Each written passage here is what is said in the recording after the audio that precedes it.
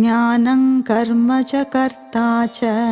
ज्ञानं कर्म च कर्ता च त्रिधैव गुणभेदतः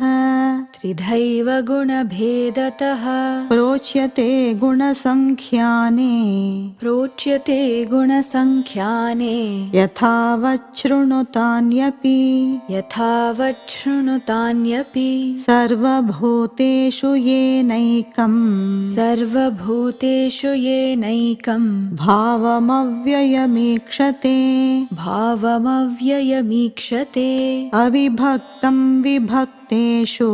अविभक्तं विभक्तेषु तज्ज्ञानं विद्धि सात्विकम् तज्ज्ञानं विद्धि सात्विकम्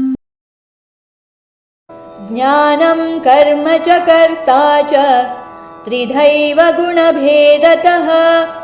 प्रोच्यते गुणसङ्ख्याने यथावच्छृणुतान्यपि